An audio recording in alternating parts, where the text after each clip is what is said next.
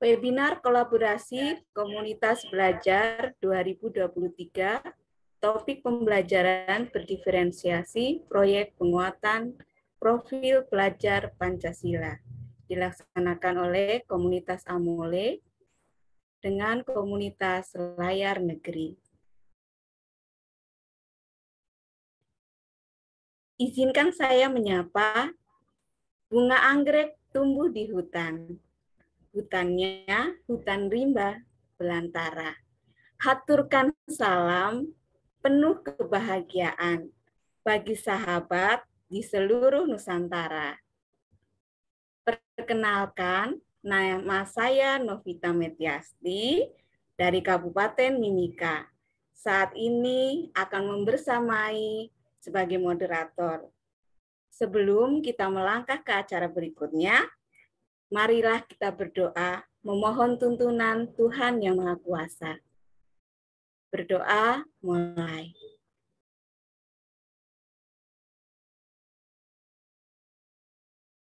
Selesai.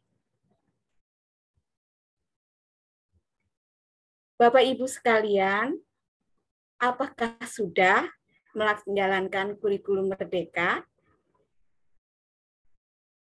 Mohon izin share.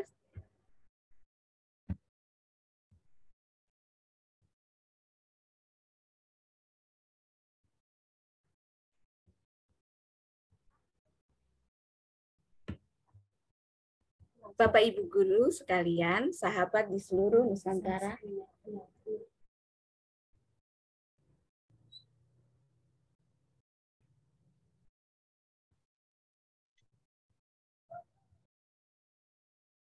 Kita dapat melihat panduan rekomendasi kegiatan belajar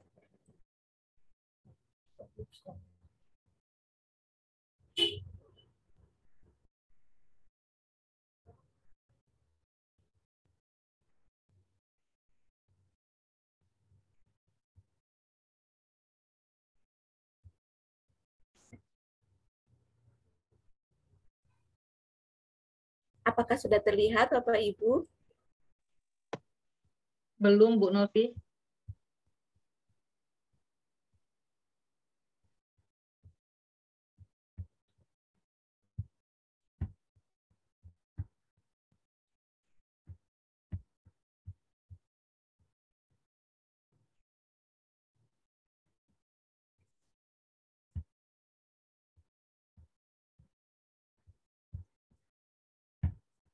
Ya.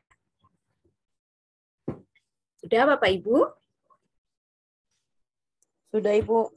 Nah, kita bisa melihat panduan rekomendasi kegiatan belajar melalui platform Merdeka Mengajar.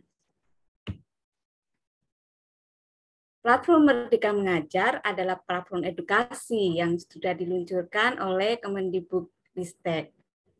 Platform Merdeka Mengajar membantu pendidik dalam mendapatkan pemahaman, referensi, dan inspirasi untuk dapat menerapkan kurikulum Merdeka. Platform Merdeka Mengajar bisa diakses melalui aplikasi di gawai Android maupun melalui laman situs. Bapak Ibu bisa lihat ada menu-menu pada platform Merdeka Mengajar, mulai dari video inspirasi, pelatihan mandiri, bukti karya, komunitas belajar, asesmen murid, perangkat ajar, dan tentunya tentang kurikulum Merdeka. Menu-menu yang ada kita bisa mulai untuk mempelajari kurikulum Merdeka. Bisa dilihat dengan info terkininya tentang kurikulum Merdeka maupun pelatihan mandirinya. Silakan Bapak Ibu bisa membuka di platform Merdeka Mengajar. Apakah sekolah Bapak Ibu sudah mendaftar untuk implementasi kurikulum Merdeka? Karena ada 3 kategori untuk mendaftar, yaitu kategori mandiri belajar, kategori mandiri berubah, dan kategori mandiri berbagi. Pendaftaran ini bisa dilakukan melalui akun Belajar Kepala Sekolah. Silahkan dibuka untuk kita bisa belajar melihat alur kegiatan pembelajaran melalui implementasi kurikulum Merdeka.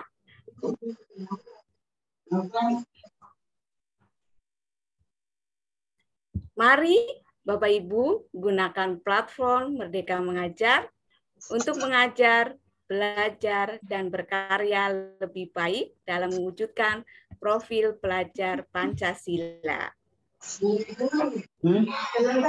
Dan kita akan melangkah selanjutnya, Bapak Ibu.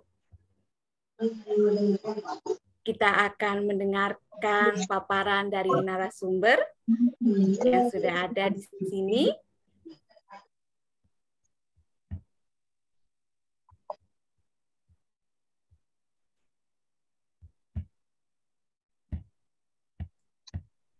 Narasumber yang pertama yaitu Ibu Armalina SPD. Beliau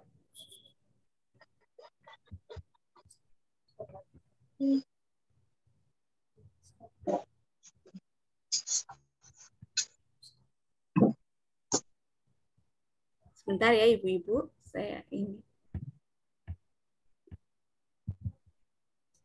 Ya.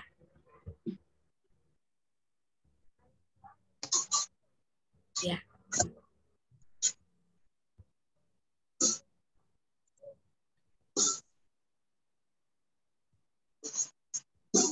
Sudah terlihat Bapak Ibu? Narasumber yang pertama yaitu Ibu Armalina SPD. Beliau mengajar sebagai guru kelas 5 SD Negeri 146 Pekanbaru Riau sejak tahun 2021. Saat ini beliau mendapat amanah sebagai penggerak komunitas praktisi layar negeri. Beliau merupakan lulusan guru penggerak Angkatan 1 Pekanbaru. Di tahun 2022, beliau ditunjuk oleh BGB Riau untuk menjadi fasilitator komunitas belajar di wilayah Riau, menjadi tim moderasi modul dan bahan ajar kurikulum Merdeka, dan saat ini menjadi penggiat percepatan IKM di Kota Pekanbaru. Selamat datang, Ibu Amalia. Selamat datang, Ibu Novita. Apa kabar? Sehat, Bu? Sehat, Ibu. Alhamdulillah. Terima kasih. Mari kita lanjutkan untuk narasumber yang berikutnya ya, Ibu. Bapak Ibu sekalian, berikutnya kita akan mendengar dari Ibu Siti Sadia, SPDGR. Beliau mengajar di TK Integral Al-Amin 1 Hidayatullah sejak tahun 2014. Beliau guru penggerak Angkatan 2. Saat ini juga beliau menjadi pengajar praktik calon guru penggerak Angkatan 7 di Kabupaten Mimika. Beliau merupakan narasumber berbagi praktek baik implementasi kurikulum Merdeka di platform Merdeka Mengajar. Beliau diberi tanggung jawab sebagai Ketua Gugus Cendrawasih dan Wakasek bidang kurikulum di TK Integral Al-Amin. Selamat datang Ibu Siti Sadia. Ibu. Terima kasih. Dan saya sendiri sebagai moderator pada sore hari ini. Baik, Bapak Ibu, bunga mawar jatuh di semak, bunga melati terbang di sambar. Mari kita menyimak berbagi praktik baik dari narasumber. Narasumber yang pertama kami silakan kepada Ibu Armalina SPD. Kami berwaktu dan kesempatannya. Silahkan Ibu. Jam begitu. Baik, terima kasih Ibu. Tapi mohon tadi saya sudah bilang sama Mbak Uswa sama tim minta tolong Kalau di mana kok screen. mana atap? Mana dia? Baik, luar biasa sekali ya. Dengan media jejaring sekarang ini, saya udah jalan kemana-mana ini, Bu Novi dan teman-teman semua. Kemarin di Kalimantan Utara, sekarang sudah ke Papua. Ya, Ibu.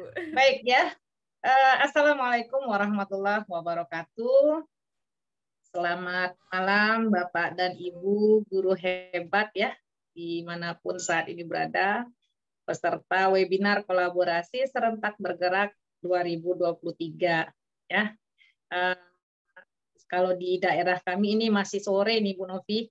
Ya. Ya. Kalau di sana sudah malam ya, jadi saya ikut jadwal istana aja ya Bu Novi ya. Iya. Saya menyebutnya sekarang selamat malam aja biar ringkas ya. Jadi Baik. saya berharap Bapak Ibu semua dimanapun saat ini berada dalam keadaan baik, dalam keadaan sehat, serta salam sejahtera, serta salam bahagia untuk kita semua. Ya, saya nggak mau kalah nih sama Bu Novi. Tadi udah ngasih pantun ya Bu Novi. Saya Mari, kasih Ibu. pantun juga. Nah, oke ya.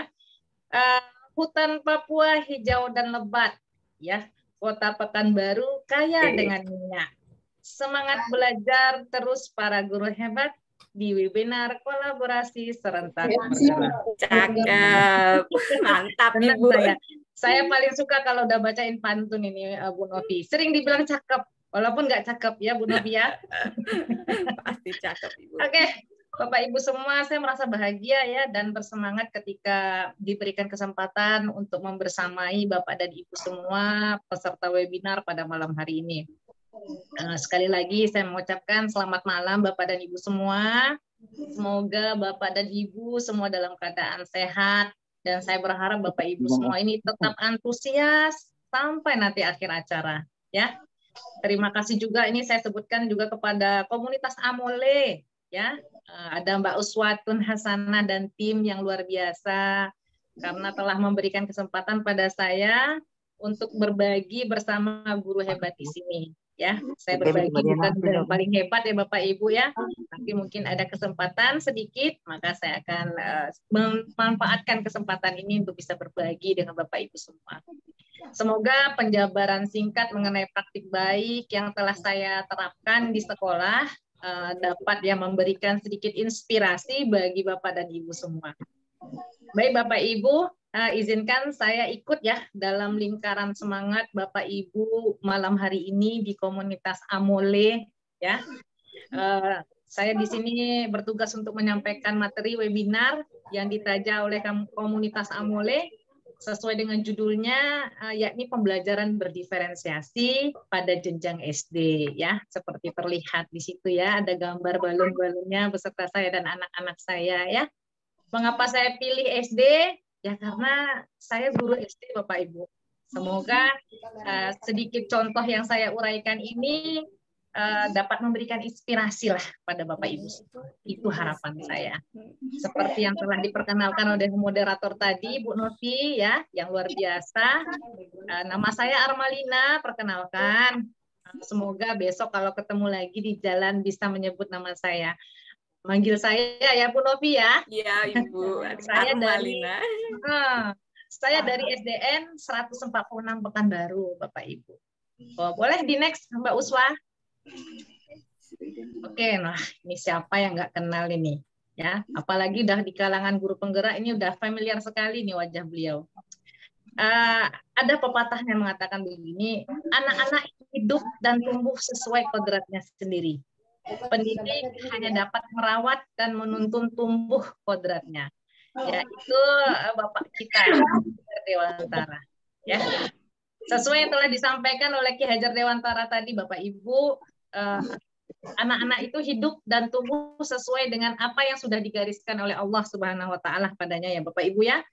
Mereka lahir itu sudah dengan bakatnya masing-masing, minat dan kesukaannya masing-masing, karakternya juga sifatnya masing-masing.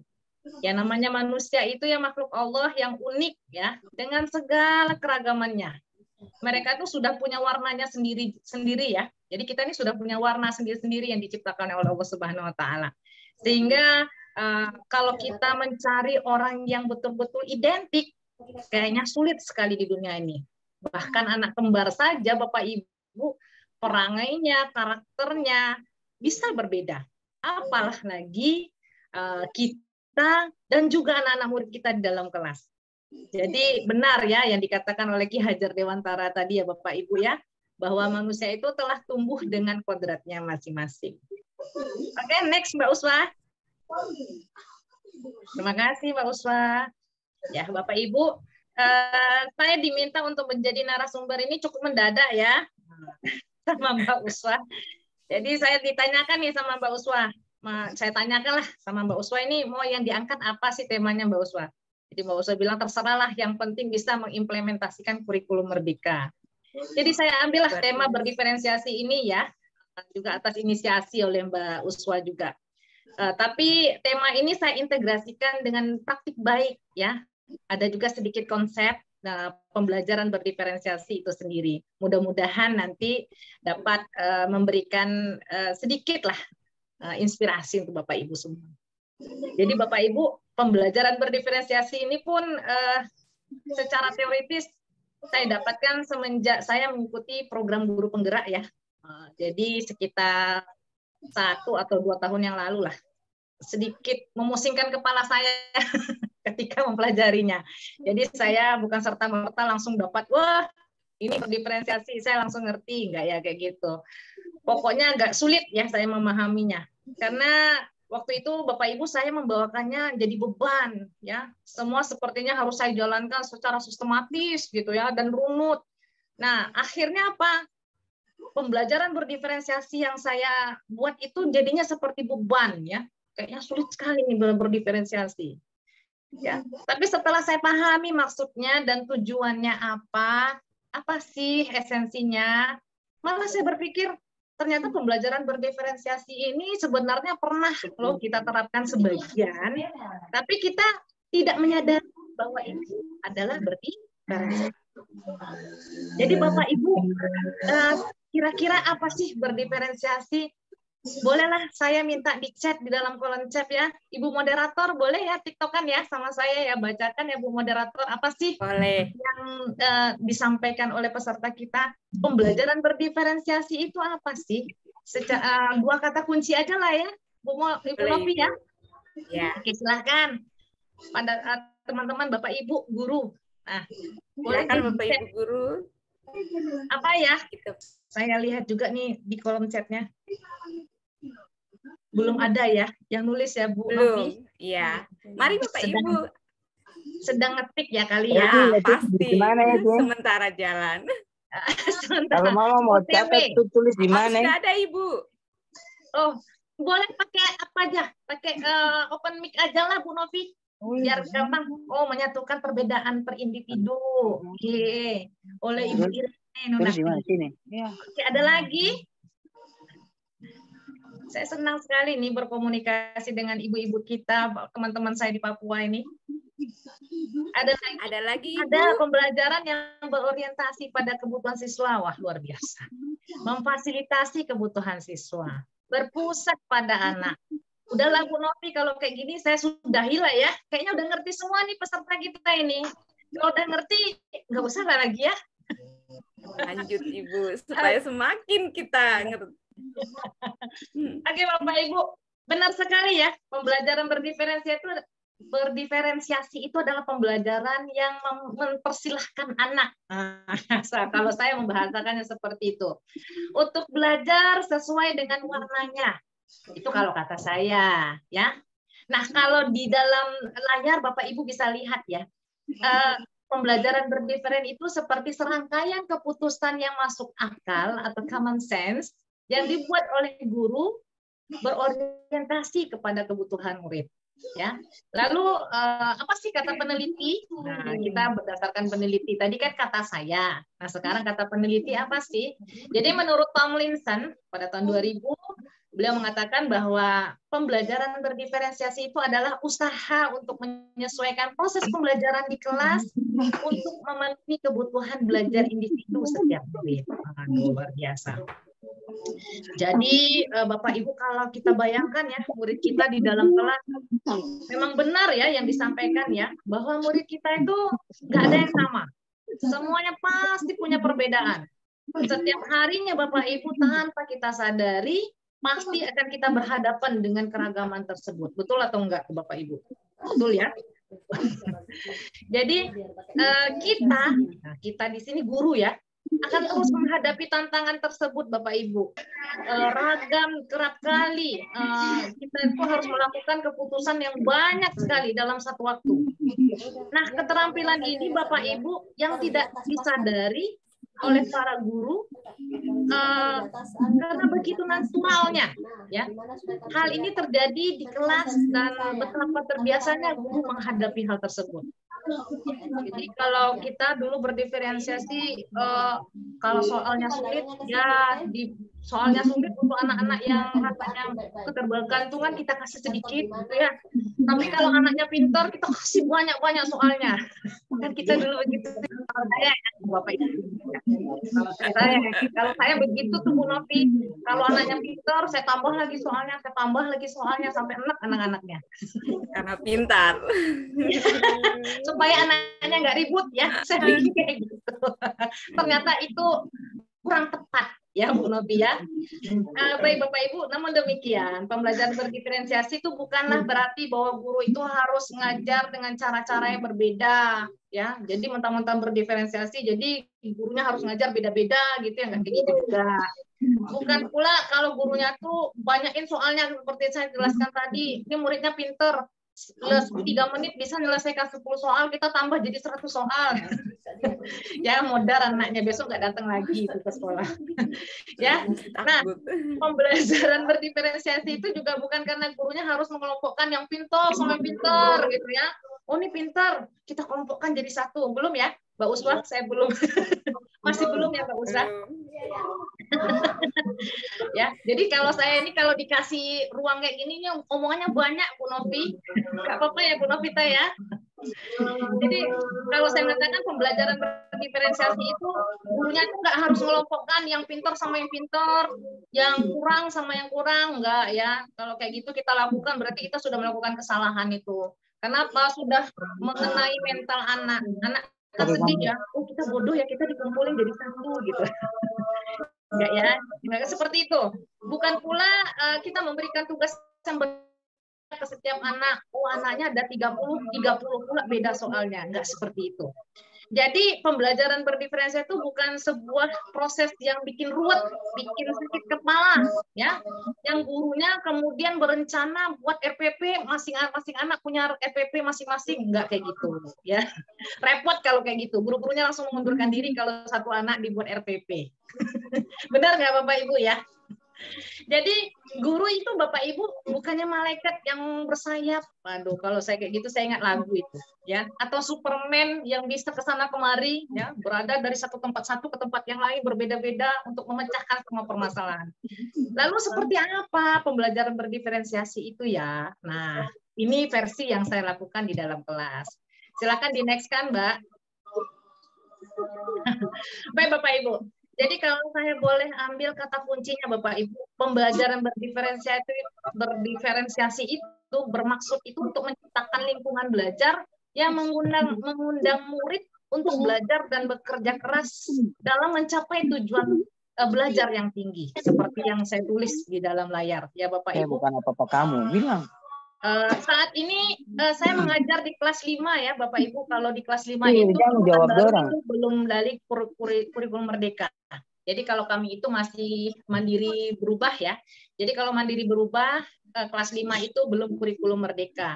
Masih pakai kurikulum 2013 ya. Nah, jadi saya ini ngajar di kelas 5 SDN 146 Pekanbaru di wilayah Riau, Pulau Sumatera ya. Kalau Bapak Ibu besok pergi ke Riau, khususnya ke Pekanbaru, singgahi rumah saya ya. Nah, semester lalu Bapak Ibu murid saya itu 40-an saya bilang. Semester ini kepala sekolah membaginya menjadi 3 rombel.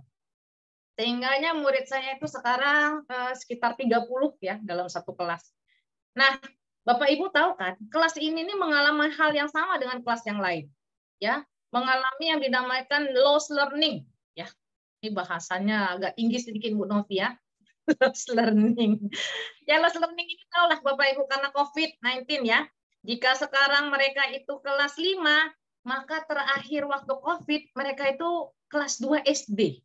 Nah, kelas 2 SD habis COVID tiba-tiba kelas 5.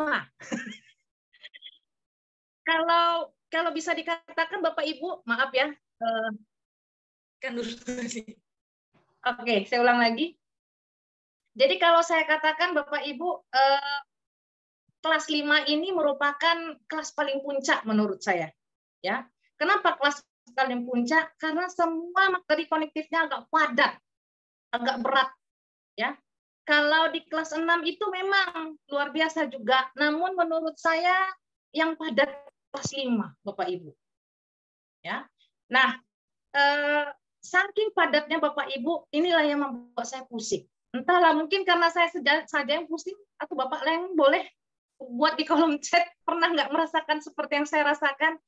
Anaknya nggak pandai kali-kali, nggak pandai bagi-bagi, tiba-tiba harus masang rumus, rumusnya kecepatan, bagaimana mencari waktu, mencari debit, pecahannya udah pecahan, aduh ribet sekali ini, gimana ini ya?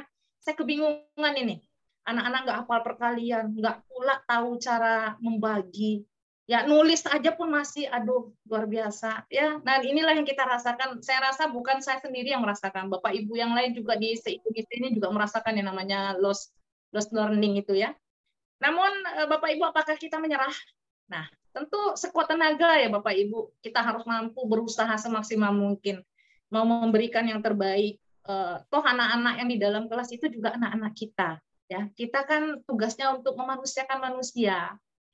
Kita pahami bahwa memang keadaannya seperti itu. Semampu kita, semaksimal mungkin kita usahakan supaya kita dapat memberikan sesuatu dengan kebutuhan anak-anak.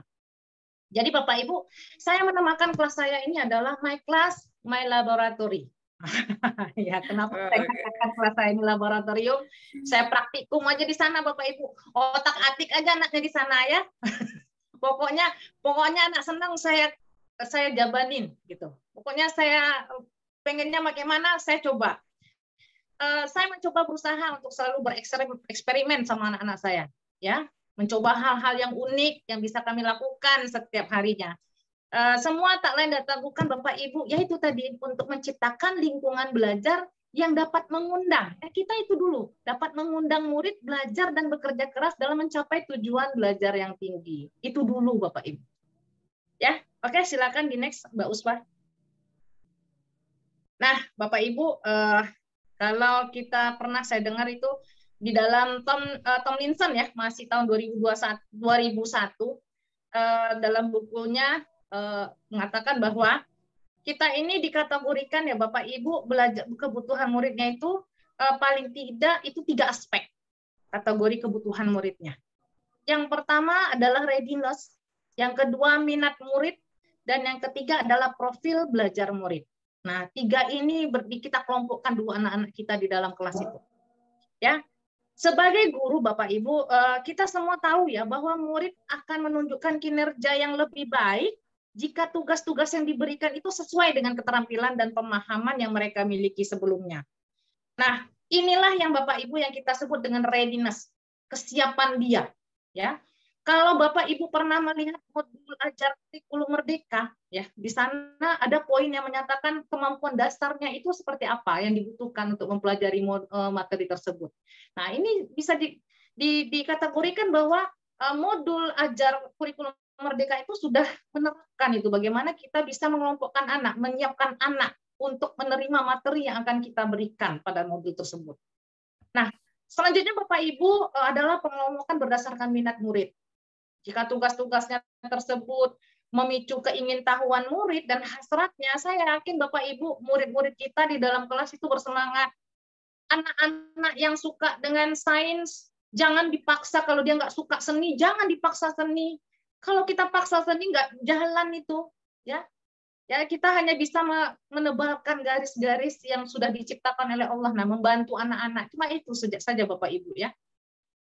Nah, selanjutnya tugas kita itu memberikan kesempatan bagi mereka untuk bekerja dengan cara yang mereka sukai. Nah, itulah Bapak Ibu yang disebut dengan profil belajar murid. Jadi apa yang dia sukai sesuai dengan kebutuhannya itu disebut dengan profil belajar murid. Maksudnya bukan minat ya, nggak sama ya. Oke, silakan di next Mbak Uswah. Nah, ini. Baik Bapak Ibu, silakan dilihat gambar berikut. Silakan pusing dulu yang belum lihat. Kalau saya ini misalkan saya dulu nih pusing lihat ini, apa sih gambar ini maksudnya ya? Saya lihat warna-warnanya berbeda. Maksudnya apa ini? Highlighter ini apa ya gitu kan? Jadi Bapak Ibu, ini merupakan alat bantu kita dalam mengidentifikasi anak dalam pengelompokan secara readiness. Jadi saya fokuskan kepada readiness ini supaya Bapak Ibu sedikit tahu nih, kesiapan belajar readiness itu apa sih? Gitu ya. Jadi Bapak Ibu, kapasitas untuk mempelajari materi tertentu itulah disebut dengan readiness, kesiapan belajar. Sebuah tugas yang mempertimbangkan tingkat kesiapan murid. Jadi membawa murid dari zona nyaman mereka. Namun dari lingkungan belajar itu tetap tepat gitu. Dukungannya memadai, mereka tetap menguasai materi baru tersebut. Itu yang kita inginkan. Pernah lihat tombol equalizer nggak Bapak Ibu di speaker atau di komputer gitu? Dulu saya pernah mau otak-atik, saya kan orangnya agak lasak sedikit ya kalau tangan saya ini Bu Novi. Jadi saya suka otak-atik itu. Ini dia equalizer, ini tombolnya biar suaranya bagus, ini diapain, ini dinaikin, ini diturunin ya gitu. Nah, sama dengan itu Bapak Ibu. Untuk mendapatkan kombinasi suara terbaik, biasanya kita akan geser-geser tuh kan, tombol equalizer itu terlebih dahulu ya. Nah, saat kita mengajar, menyesuaikan tombol tersebut Bapak Ibu dengan tepat untuk berbagai kebutuhan murid akan menyamakan peluang mereka untuk mendapatkan materi, jenis kegiatan, dan menghasilkan produk belajar yang tepat di kelas kita. Jadi itu dia Bapak Ibu. Ya. Jadi Bapak Ibu lihat sendiri ya, di sini di diagram equalizer ini ada yang bersifat mendasar, bagaimana, yang transformatif, bagaimana. Kalau bersifat mendasar, jangan bertele-tele. Anak murid itu kalau dia dasar itu misalnya kalau saya contohkan, kalau pelajaran matematika itu misalnya dia baru paham luas sama dengan panjang kali lebar, ya. Diketahui panjang berapa, lebar berapa luasnya, ya kan kayak gitu. Itu anak mendasar. Nah kalau anak yang sudah transformatif itu kita geser soalnya, bisa dengan cara diketahui panjang, diketahui luasnya, berapakah lebarnya. Nah seperti itu. Jadi itu pandai-pandai kita lagi Bapak Ibu. Mohon izin Ibu Amarlia. Nanti Gimana? kita akan mohon izin, nanti kita akan ada sesi tanya jawab. Waktu kita tinggal 5 menit, boleh Ibu? Oke, siap. Ya. Oke, silakan di next Mbak Uswa. Saya takut nih kena marah sama Bu Novi. Nah, inilah yang saya terapkan Bapak Ibu. Hal yang pertama saya lakukan adalah pembelajaran yang dilakukan tepat sasaran melalui asesmen awal. Jadi asesmen awal ini Bapak Ibu betul-betul menjadi kunci kita dalam melaksanakan pembelajaran. Saya melakukan asesmen awal ini kemarin di tahun ajaran baru ya Bapak Ibu ya. Saya coba dengan cara kognitif dan juga dengan non kognitif. Dari situ saya tahu nih Bapak Ibu kesiapan anak bagaimana, dari profil belajarnya bagaimana, minatnya itu seperti apa. Jadi kita bisa lihat ya. Pertanyaan-pertanyaannya juga simpel-simpel aja, jangan yang sulit-sulit kalau pertanyaannya. Boleh ditanyakan bagaimana perasaannya hari ini, ya kamu senang nggak belajar di sekolah atau di rumah, ya siapa yang bisa bantuin kamu gitu. Jadi kita identifikasi dulu asesmen awal ya Bapak Ibu. Bisa juga dengan secara kognitif ya. Kalau saya kognitif itu di hari berikutnya ya. Saya coba 10 soal, nggak banyak-banyak, jangan banyak-banyak. 6 soal kelas 4 ya, 4 soal itu kelas 5 gitu. Soal materi hari ini dan materi sesudahnya. Nanti akan kelihatan itu Bapak Ibu readiness-nya anaknya bagaimana. Kalau untuk minat saya bisa lakukan dengan simpel aja, saya tanyakan anak-anak maunya kemana, minatnya di mana, ini pojoknya kita sebutkan pojoknya. Jadi seperti itu. Nah kalau untuk profil, nah ini saya bukannya psikolog, tapi Bapak Ibu bisa lihat aja kalau anak-anak itu teliti, suka membaca daripada dia suka membaca daripada dibacakan, suka mencoret-coret, nah berarti anaknya bisa jadi visual.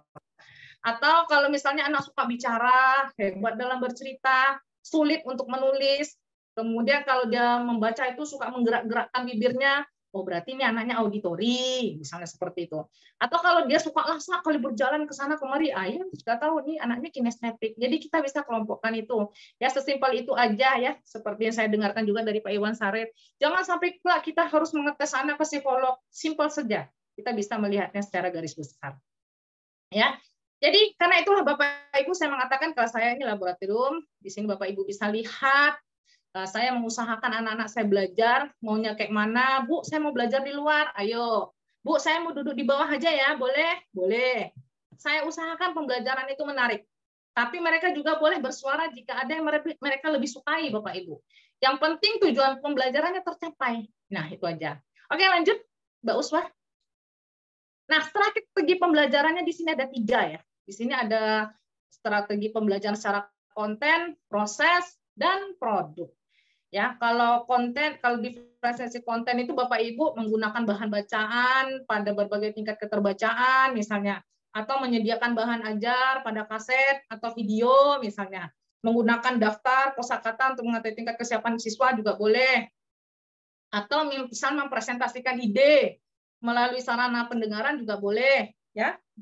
Menggunakan taman bacaan juga bisa. Kalau diferensiasi proses itu biasanya menggunakan kegiatan berjenjang, menyediakan pusat minat yang mendorong siswa untuk mengeksplorasi juga boleh, mengembangkan agenda pribadi juga boleh ya Bapak Ibu, daftar tugas tertulis ya yang harus diselesaikan dalam waktu yang ditentukan itu boleh, menawarkan dukungan langsung ya, pakai tutor sebaya juga boleh, atau ibu yang Bapak Ibu guru datang langsung ke muridnya yang merasakan ketergantungan itu juga boleh ya. Kemudian memvariasikan waktu yang disediakan itu juga boleh, itu termasuk diferensiasi proses. Nah, kalau produk itu banyak.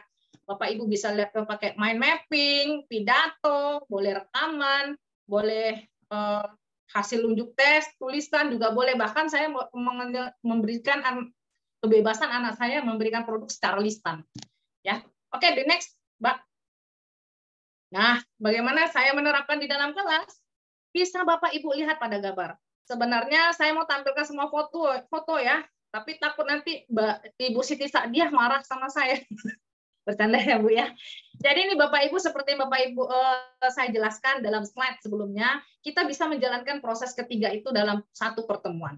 Contohnya, saya melakukan diferensiasi konten, saya putarkan nih video, ditambah speaker. Anak-anak yang visual dan auditory terpenuhi dong kebutuhannya.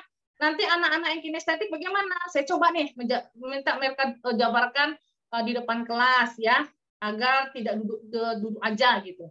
Atau boleh juga anak yang kinestetik itu saya suruh buat video ya, di situ ada juga tuh boleh gunakan video juga boleh, jadi dia berekspresi. Silakan gunakan fasilitas di sekolah, kamu boleh membuat video gitu ya. Selanjutnya ketika saya melakukan strategi proses, saya melakukan hal yang mendatangi murid saya Bapak Ibu secara readiness ya. Memang mungkin anak ini ketergantungan, perlu kita bantu dia ke tempat duduknya ya. Boleh aktifkan juga tutor sebaya juga boleh ya, dengan bahasa temannya mungkin dia lebih paham ya. Jadi itulah Bapak Ibu mengapa saya katakan anak-anak yang lebih cepat nangkap itu bisa kita andalkan untuk menjadi tutor sebaya. Nah, jika yang lambat bagaimana? Kita berikan waktu yang lebih ya, seperti saya uraikan tadi. Selanjutnya diferensiasi produk, Bapak Ibu bisa lihat nih di gambar. Saya selalu memberikan anak-anak saya keleluasaan. Mau kumpulkannya dalam bentuk apa? Silahkan. Kalau yang suka seni, biasanya dia kumpulkan tuh Bapak Ibu tugasnya dalam bentuk gambar. Ya. Kalau yang simple, itu biasanya dia buatnya dalam bentuk tabel. Atau kalau yang mau mempresentasikan juga saya bolehkan. Ya. Saya pernah punya cerita ya Bapak Ibu sedikit ya, Bu Novi, saya kasih cerita ya. Boleh Ibu. Saya punya anak Bapak Ibu lambatnya luar biasa. Saya pakai cara apapun kayaknya nggak bisa anaknya dipercepat. Walau waktu itu muatan pelajarannya bangun ruang, ya. Saya minta dia jawab soal, sudah pulang teman-teman Bapak Ibu, tak juga siap dia mengerjakan. Saya jadikan PR, jangan harap dia kerjakan Bapak Ibu. Nah, akhirnya saya pusing sendiri. Saya cobalah dengan cara lisan. Tapi ketika saya minta dia membuat balok Bapak Ibu, jadi saya minta tolong buat balok nak, cepat dia kerjakan. Akhirnya saya tanyakan aja secara lisan. Anakku, apa ini namanya? Oh, balok, Bu. Titik sudutnya ada berapa, Nak? Dihitungnya. Nih, segini, Bu. Yang mana sisi, Nak? Dia tunjukkan. Yang mana rusuk, Nak? Dia tunjukkan. Nah, berarti semua komponen bangun ruang dia bisa jawab. Nah, kira-kira terpenuhi nggak tujuan pembelajarannya Bapak Ibu? Terpenuhi.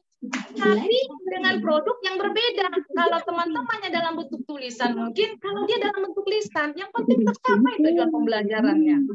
Ya, oke, Bapak Ibu, Selanjutnya, Mbak Usmatun, slide terakhir. Oke, sampai juga ya saya di slide terakhir. Sebelum dimarahi sama Bu Novi. Ini ada sedikit kata-kata Bapak Ibu. Itu bukan manusia super yang dapat mengubah murid sesuai kehendaknya. Jadi, itu hanyalah insan yang dipercaya Tuhan untuk membantu murid menebalkan garis yang sudah dikodratkan pada mereka. Jadi Bapak Ibu, mungkin itu saja yang bisa saya sampaikan pada malam hari ini.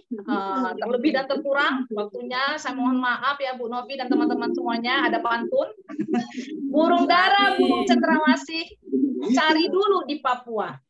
Cukup sekian, terima kasih. Semoga bermanfaat untuk kita semua. Assalamualaikum warahmatullahi wabarakatuh. Waalaikumsalam warahmatullahi wabarakatuh. Wah, luar biasa sekali Ibu Armalina. Pasti ada banyak pertanyaan ini nanti Ibu. Ini cuma mati toh. Nabi, ada waktunya. Kita tahan-tahan dulu untuk pertanyaannya ya Bapak Ibu sekalian. Kita akan mendengarkan pemaparan dari narasumber yang kedua dengan Ibu suara.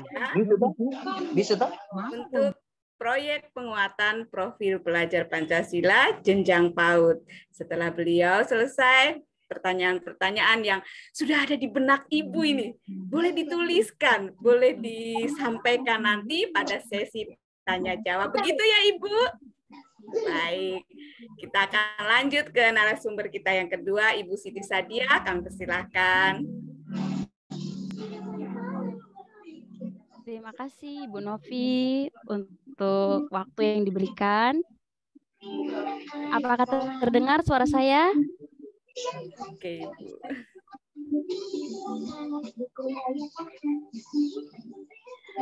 Baik, terima kasih untuk waktu yang diberikan kepada saya. Saya akan berbagi mengenai proyek penguatan profil pelajar Pancasila di PAUD.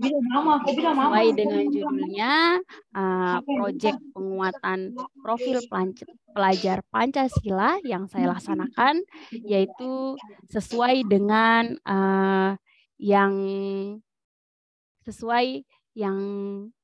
sesuai. Halo, terdengar? Terdengar. Terdengar Bu Siti.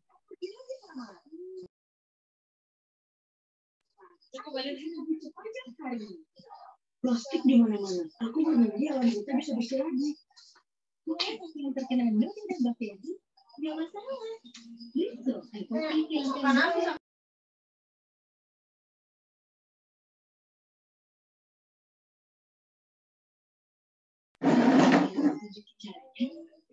Game Explorer, satu-satunya dengan ITC.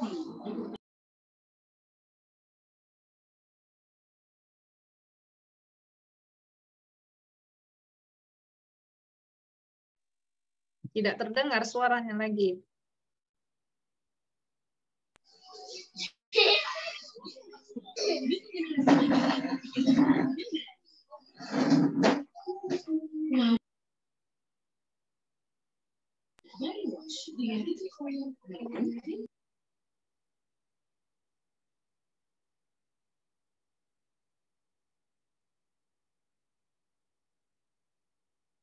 Halo, apakah terdengar?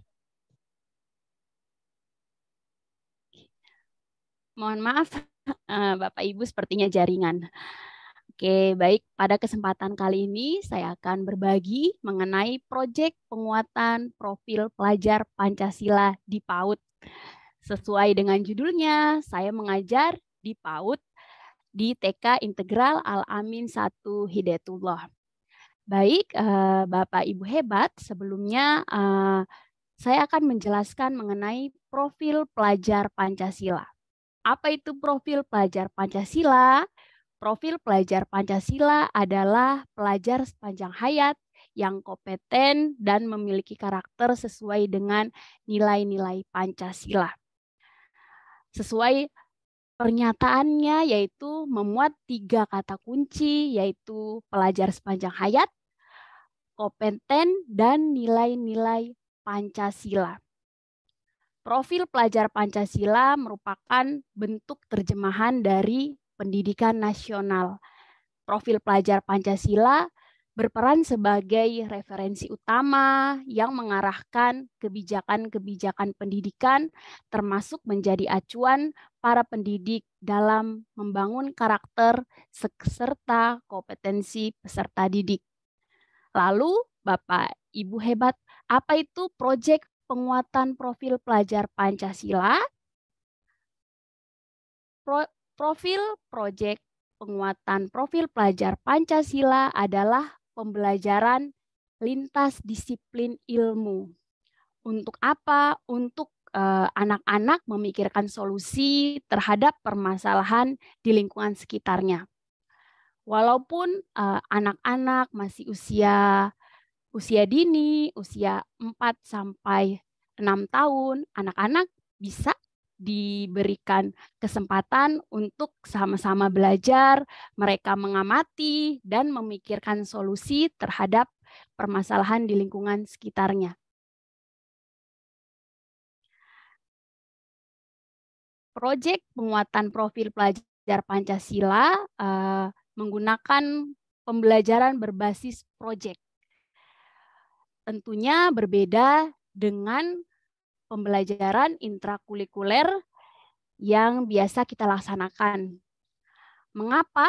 Karena proyek penguatan profil pelajar Pancasila, anak-anak akan belajar dengan tidak formal, kemudian struktur belajar yang fleksibel, kegiatan belajar yang lebih interaktif, dan juga terlibat langsung dengan lingkungan sekitar untuk menguatkan berbagai kompetensi dalam profil pelajar Pancasila. Seperti yang sudah kita ketahui sama-sama, Bapak Ibu hebat, ada 6 dimensi profil pelajar Pancasila, yaitu beriman bertakwa kepada Tuhan Yang Maha Esa dan berakhlak mulia, mandiri, bergotong royong, berkebinekaan global, bernalar kritis, dan kreatif. Ini adalah dimensi yang harus kita kuatkan kepada anak-anak kita ketika kita melaksanakan penguatan profil pelajar Pancasila. Bapak Ibu hebat, dalam 1 tahun ajaran, proyek penguatan profil pelajar Pancasila dilakukan sekurang-kurangnya 2 proyek dengan 2 tema berbeda. Misalnya, Bapak Ibu ingin melaksanakan proyek di semester 1 dengan tema Aku Sayang Bumi. Kemudian, Bapak Ibu ingin melaksanakan proyek yang berbeda di semester 2. Misalnya kreativitasku. Boleh. Jadi dalam proyek penguatan profil pelajar Pancasila sekurang-kurangnya dilakukan 2 proyek. Dalam tema PAUD ada 4 tema besar dalam proyek Pancasila. Yang pertama, Aku Sayang Bumi, Aku Cinta Indonesia, Bermain dan Bekerja Sama, dan yang terakhir, Imajinasiku. Ini adalah tema-tema yang Bapak Ibu bisa ambil, yang Bapak Ibu bisa laksanakan bersama murid-murid Bapak Ibu. Ya, oke.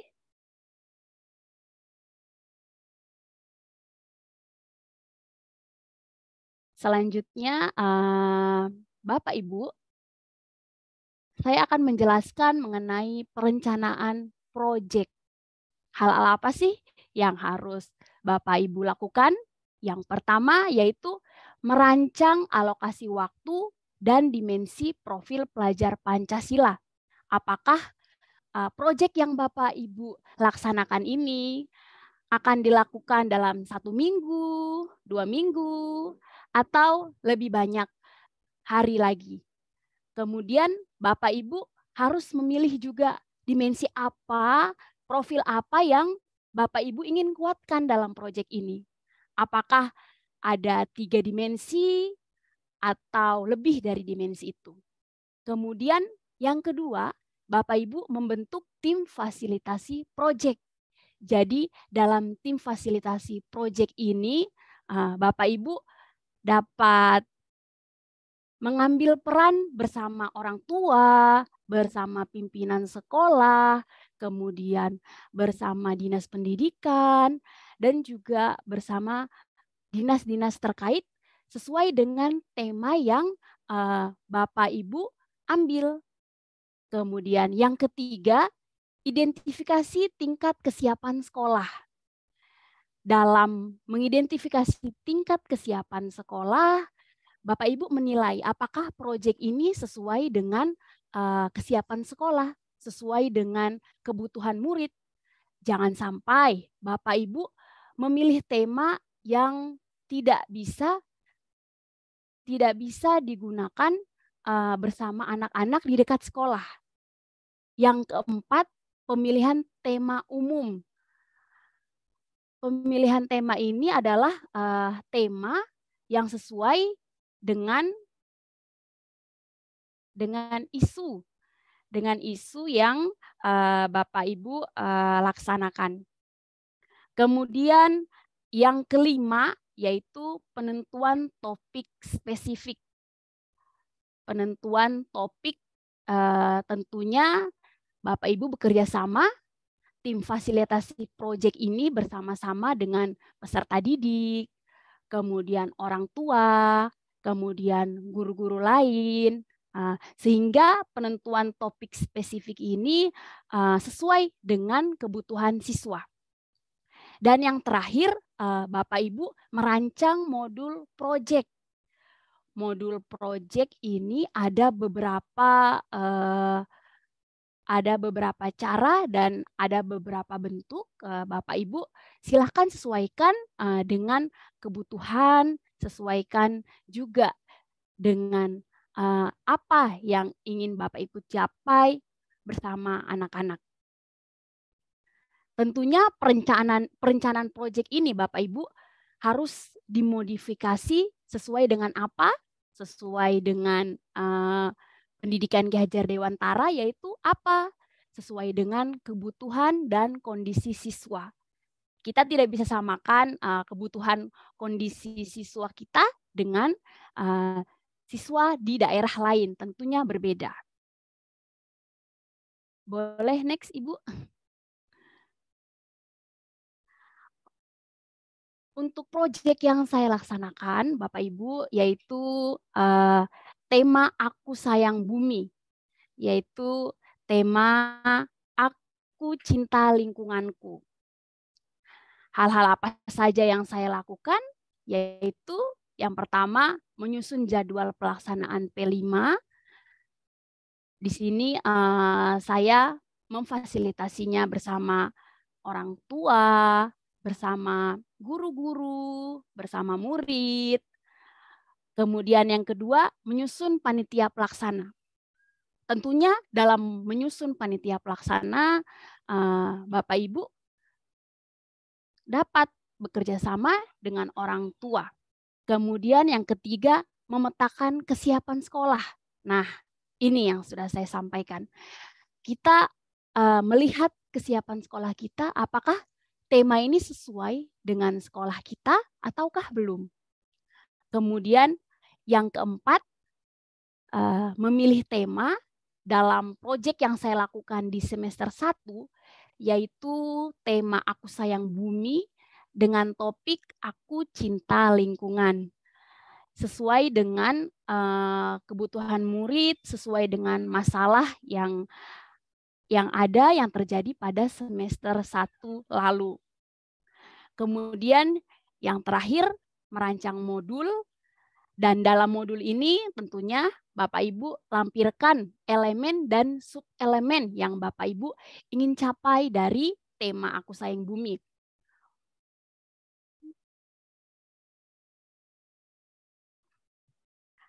Dalam tema Aku Sayang Bumi, saya mengambil beberapa elemen, yaitu kebenekaan global, beriman, bertakwa kepada Tuhan Yang Maha Esa, dan berakhlak mulia, kemudian bernalar kritis, dan yang terakhir kreatif.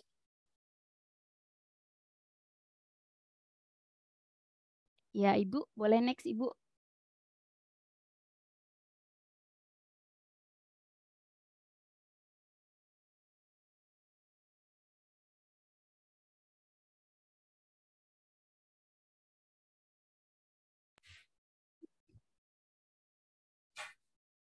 Oke. Selanjutnya, ini hal-hal yang saya laksanakan dalam praktik baik saya dalam penguatan profil pelajar Pancasila. Tentunya kegiatan proyek ini, Bapak Ibu, yang pertama adalah situation.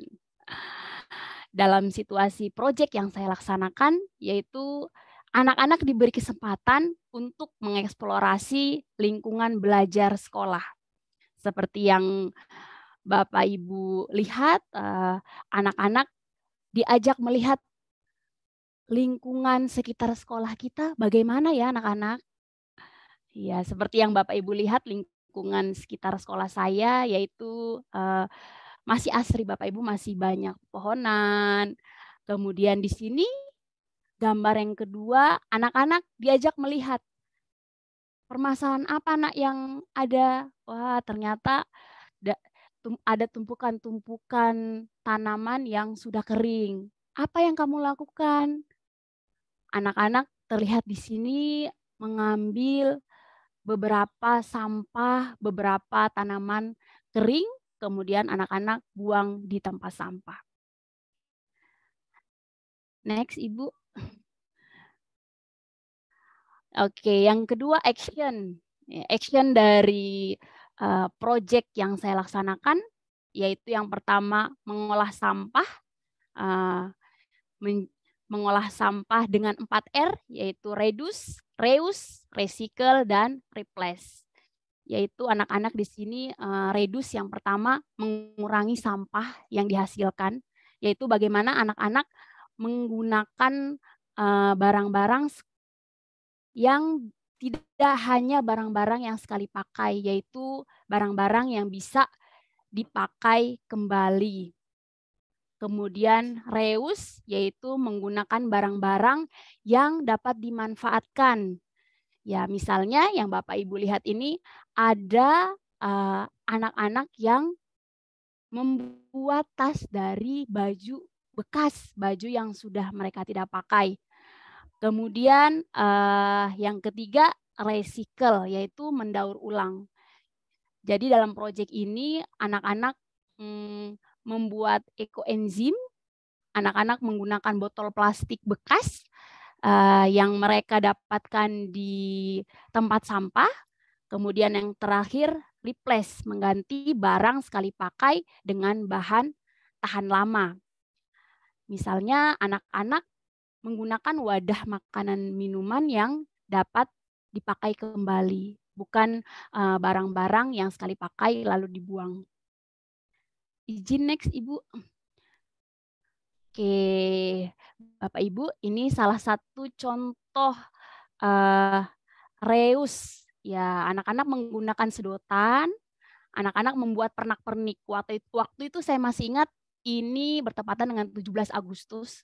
Jadi pernak-pernik merah putih, mereka membuat pernak-pernik kelas dari barang bekas. Kemudian gambar yang kedua ini anak-anak membuat celengan dari kaleng bekas. Anak-anak mengkreasinya sesuai dengan proyek reuse yang saya laksanakan, yaitu menggunakan barang-barang yang bisa dimanfaatkan kembali. Next, Ibu.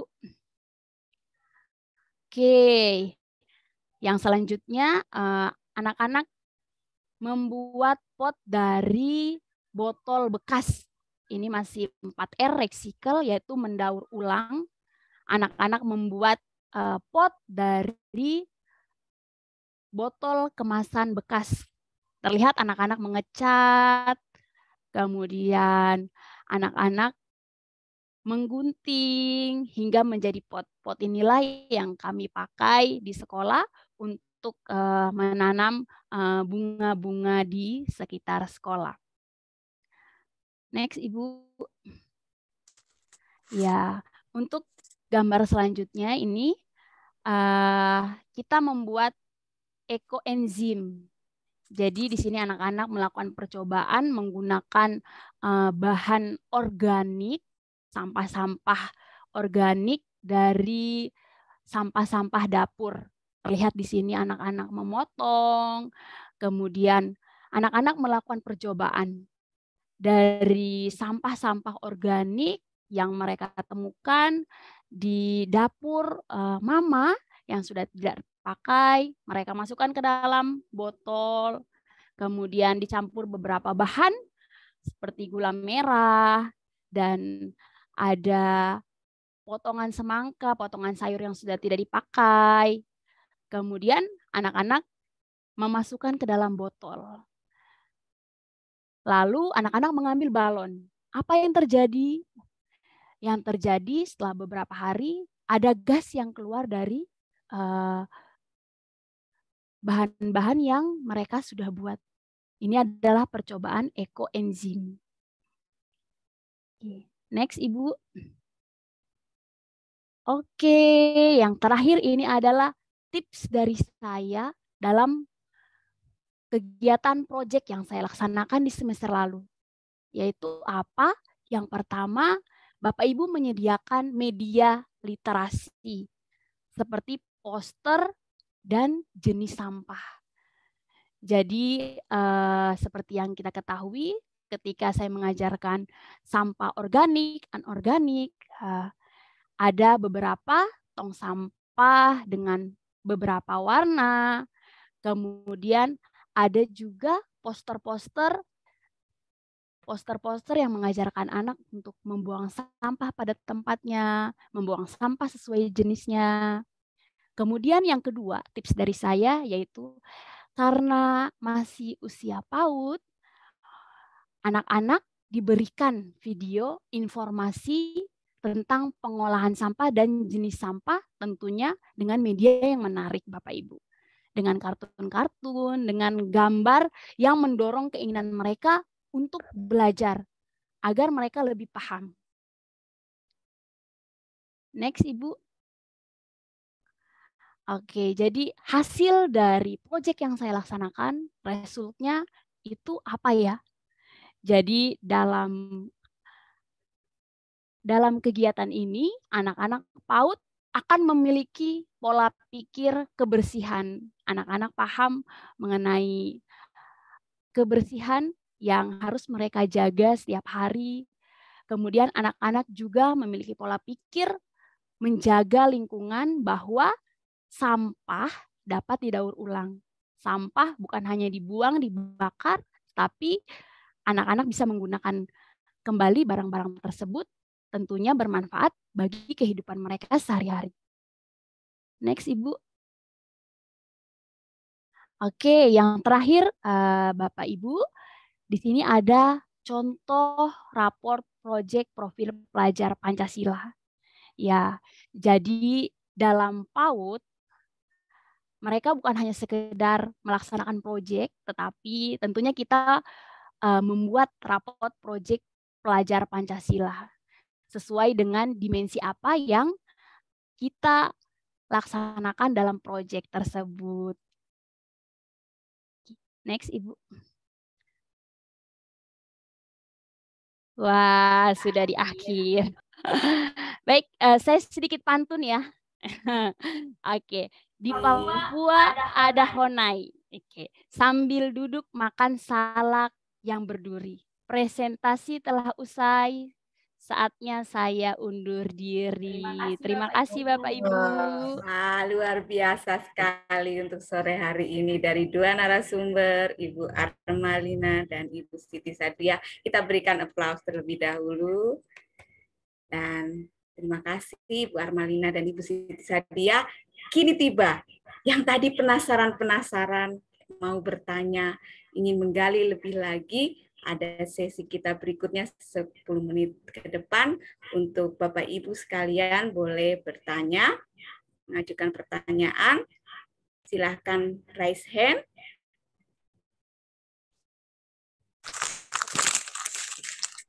Oke, dengan Ibu. Silakan Bapak Ibu yang ingin bertanya dengan dua narasumber kita sore hari ini yang luar biasa. Boleh raise hand. Kita akan dan buka suaranya.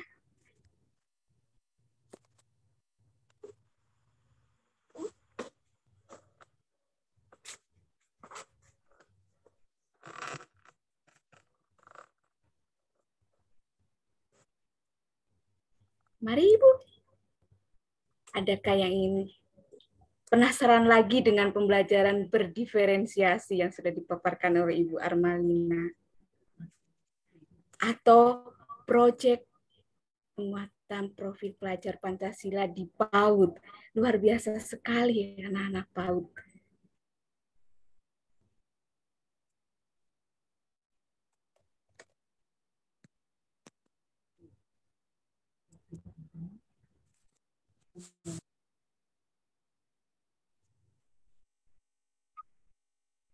Baik, jika tidak ada, Bapak Ibu boleh mengisi umpan balik yang tersedia di chat.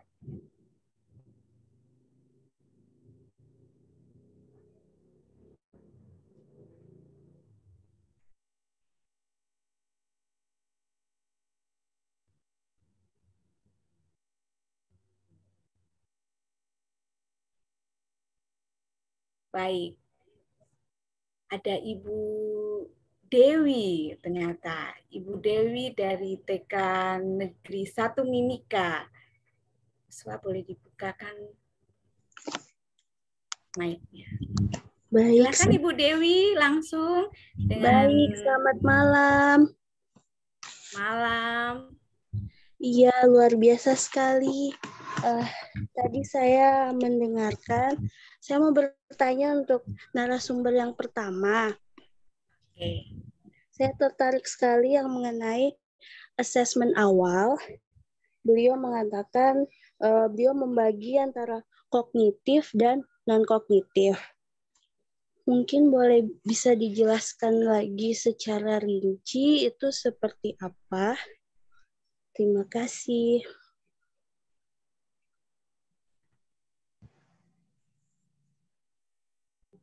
Baik. Oke, langsung aja. Ya, supaya lebih fokus lagi.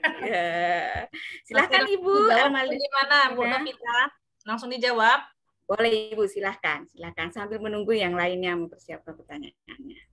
Jadi baik, kalau di dalam kurikulum Merdeka ini kan udah ada asesmen. Dulu juga sebenarnya kita mengidentifikasi anak bukan hanya di kurikulum Merdeka saja. Sebenarnya kan ketika di kurikulum 2013 juga sebenarnya kita guru-guru ini wajib juga untuk mengidentifikasi anak-anak kita. Sebelumnya saya mohon maaf ya Bu Novi, ini handphonenya udah sekarat baterainya, jadi saya pakai laptop, tapi laptopnya ini agak ngeflits sama juga dengan Ibu Siti Sa'diah, makanya saya off cam ya. Baik, Ibu. Silakan jadi, lanjut. Asesmen kalau di dalam asesmen kurikulum Merdeka sekarang ini ada formatif, ada yang sumatif. Nah, kalau yang formatif itu kan ada asesmen yang secara asesmen diagnostik awal ya. Jadi kalau diagnostik awal ini ada yang kognitif, ada yang non kognitif. Kalau yang kognitif itu berarti kita menguji pengetahuannya, pemahamannya, sejauh apa sih anak ini kesiapannya untuk menerima pembelajaran baru, itu kognitif. Itu simple aja. Sebenarnya kalau praktik di lapangannya itu kalau soal-soal sebenarnya banyak sih di internet ya. Ibu Dewi tadi siapa sih yang bertanya? Ya Ibu Dewi ya. Sebenarnya banyak sih soal-soal, tapi kalau kita mau kreatif buat soal sendiri enggak masalah. Nah, misalnya soalnya tadi saya bikin 10 soal aja, karena kita nggak usah yang repot-repot ya. Ini asesmen awal ini juga bukan hanya di tahun ajaran baru aja. sebenarnya. Setiap kali kita ingin memulai materi baru, kalau kita mau buat asesmen lagi, boleh gitu ya. Jadi semisalnya ada 10 soal, kita ambil 6 soal dari kelas sebelumnya. Nah ya, kalau di awal tahun. Jadi nanti di awal tahun ini kita tanyakan, anaknya 6 soal itu dari kelas 4. Kalau saya kan guru kelas 5 ya, berarti saya ambil dari kelas 4 dulu. Nanti 2 soalnya materi di tema 1 misalnya gitu ya. Nanti untuk 2 soal lagi nanti saya ambil di tema yang kedua. Nah, itu saya tes. Apa gunanya tes tersebut? Saya bisa tahu, oh, bahwa anak-anak ini sudah siap nih untuk menerima pembelajaran. Oh, anak ini belum mampu ini. Jadi tadi kita sudah lihat ya diagram equalizer tadi. Mana yang sudah ready dia dengan materi kita, mana yang belum.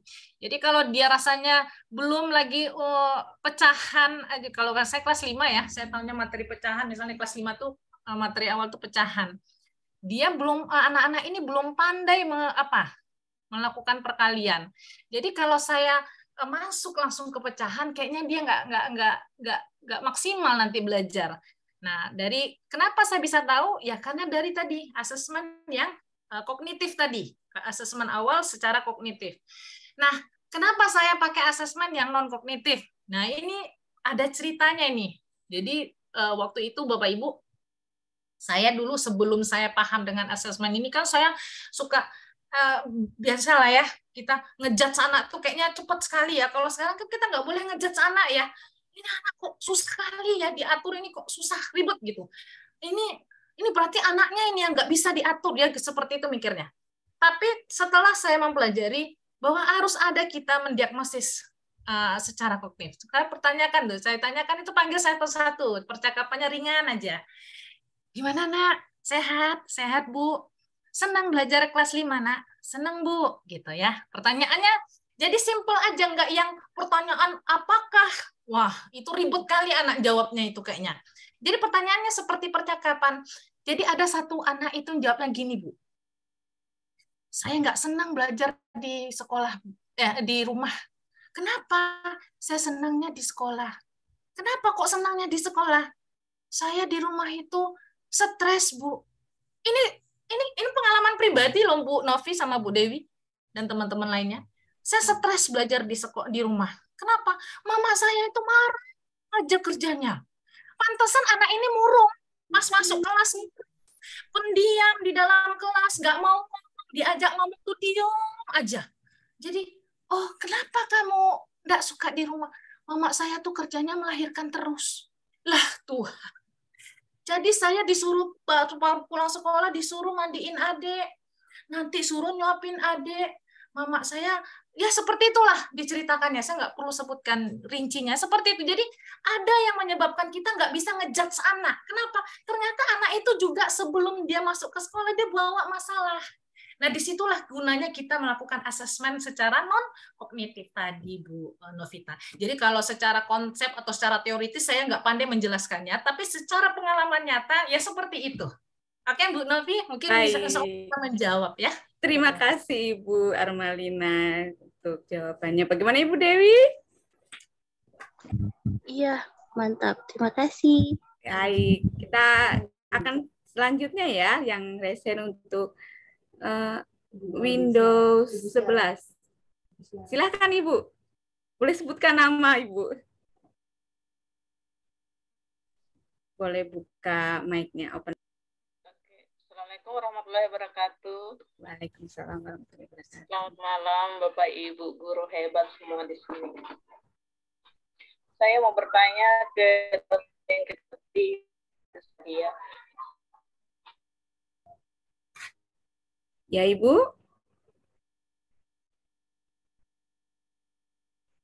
Pertanyaannya di kolom chat. Baik, Ibu Siara. Iya. Tidak kedengaran kah? Ya, baik. Lanjut Ibu, boleh. Sudah kedengaran. Oke, baik. Saya mau bertanya ke Ibu Siti Sa'dia yang narasumber kedua.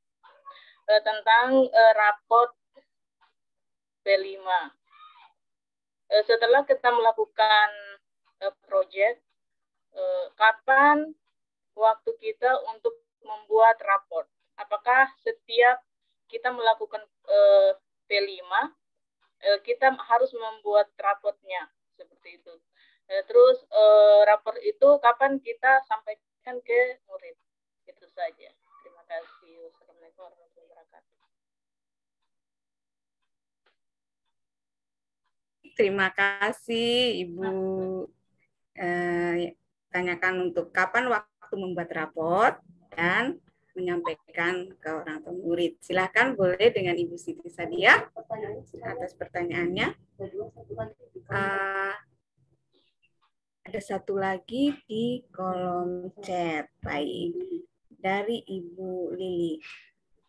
Apakah proyek penguatan pelajar Pancasila hanya menggunakan pembelajaran berbasis proyek? Nah, sekalian untuk menjawab yang ada di kolom chat ya, Ibu Siti Sadia. Silahkan. Iya, baik. Saya sudah menangkap ada 2 pertanyaan ya mengenai proyek penguatan profil pelajar Pancasila. Tadi yang pertama, Ibu Waode menanyakan bahwa kapan waktu kita membuat rapor tersebut? Apakah setiap membuat proyek kita membuat rapor? Jadi waktu yang kita gunakan ketika kita membuat rapor, misalnya dalam semester 1, Ibu membuat 2 proyek.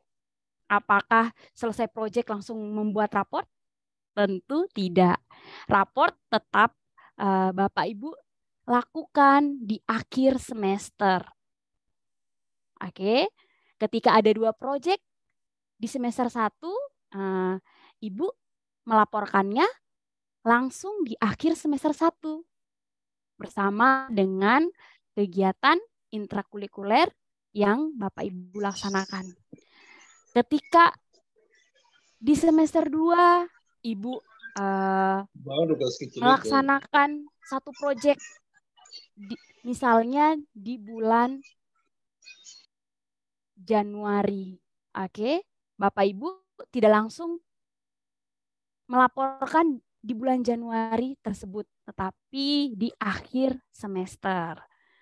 Silahkan dilaporkan proyek yang Bapak Ibu laksanakan di semester ini. Tempatnya di mana? Tempatnya di akhir. Jadi intrakurikuler Bapak Ibu laporkan, kemudian raport proyek penguatan profil pelajar Pancasilanya di bawah. Oke. Pertanyaan kedua yaitu mengenai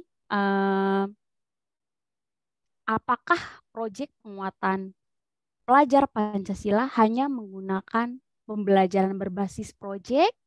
Jawabannya ya, tentu saja pembelajaran berbasis proyek sesuai dengan namanya. Mengapa? Karena proyek ini dilaksanakan berhari-hari. Seperti yang sudah saya jelaskan tadi, bahwa proyek ini dilaksanakan apakah 1 minggu, 2 minggu, atau lebih. Jadi ada tahapan-tahapan yang harus dilakukan oleh anak-anak PAUD kita. Tentunya bukan hasil yang kita nilai, tetapi proses. Apakah dalam pembuatan proyek ini anak-anak telah tercapai capaian bernalar kritisnya? Apakah elemen beriman bertakwa kepada Tuhan dan berakhlak mulia sudah tercapai? Itulah yang kita nilai. Baik, dari saya seperti itu, Ibu. Baik, Ibu. Ibu Siti sudah menyampaikan. Mungkin Ibu, apakah proyek penguatan pelajar itu menggunakan pembelajaran berbasis proyeknya saja? Mungkin yang itu ya. Dan pertanyaan kedua. Sudah terjawab dengan Ibu Waude. Kami ucapkan terima kasih kepada Ibu Siti.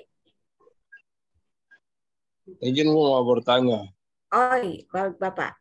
Dengan Bapak siapa ya, Bapak? Dengan Pak Rudi. Silakan, Bapak. kita masih punya waktu. Bu, ini saya mau bertanya untuk proyek untuk dalam penyusunan jadwal pelajaran untuk setiap mapel, itu kan bisa dilakukan di akhir pembelajaran atau bisa dialihkan ke hari Jumat khusus untuk semua kelas begitu, Bu. Terima kasih, Bu. Untuk proyeknya ya Bapak, proyek Iya, pelajaran Bu. Pancasila apakah dilakukan di hari pembelajaran ataukah ada waktu khusus begitu ya Bapak ya? Iya, Bu. Baik, silahkan Ibu Siti. Baik, terima kasih untuk waktu yang diberikan. Saya akan menjawab. Jadi dalam kegiatan proyek ini tentunya Bapak Ibu menggunakan waktu khusus. Ya, jadi kegiatan proyek ini seperti yang sudah saya jelaskan tadi, bahwa kegiatan proyek ini tidak tergabung dengan kegiatan intrakurikuler maupun kegiatan ekstrakurikuler. Jadi Bapak Ibu membuat jadwal tersendiri. Seperti itu, Bapak. Baik, itu Bapak. Jadi ada jadwal waktu khususnya untuk pelaksanaan proyek penguatan pelajar Pancasila.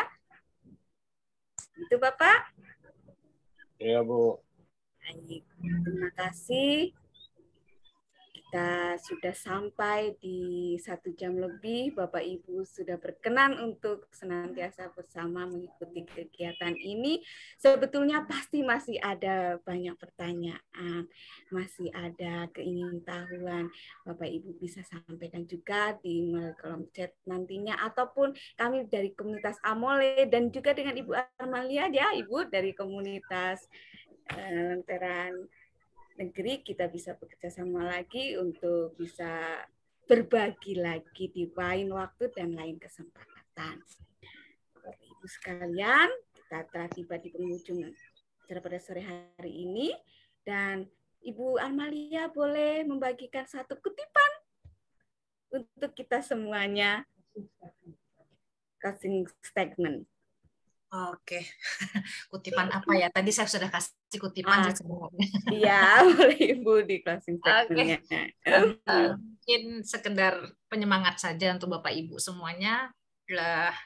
Kita bersama-sama Bapak Ibu menjadi bintang jatuh bagi anak-anak kita, menjadi bintang di hati mereka untuk selalu menyayangi mereka, memanusiakan mereka di dalam kelas.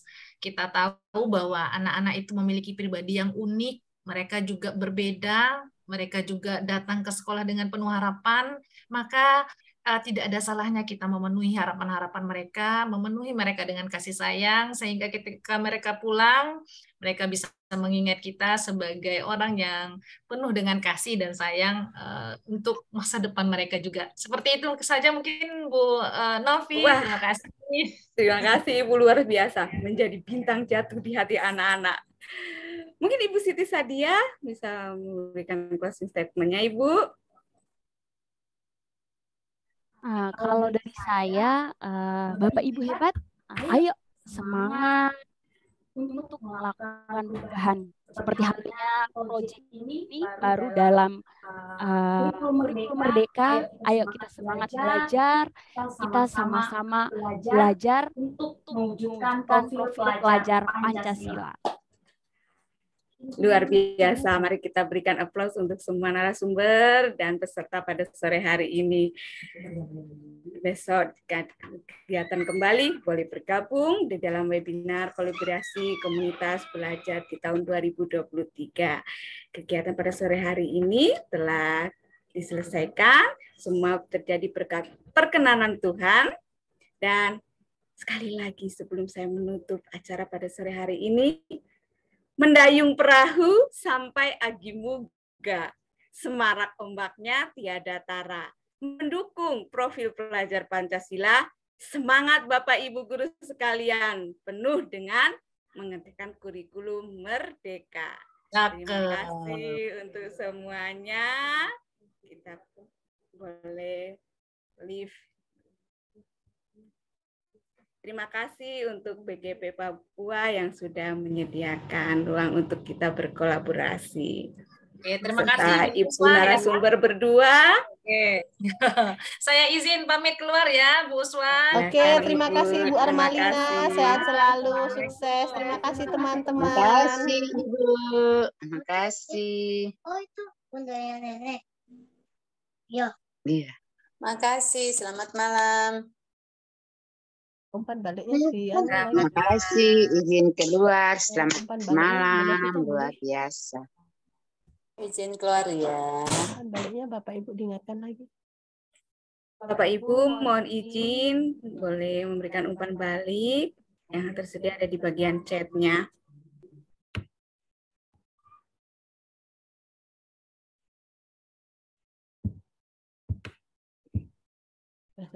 Sebelum keluar bisa mengisi untuk umpan baliknya.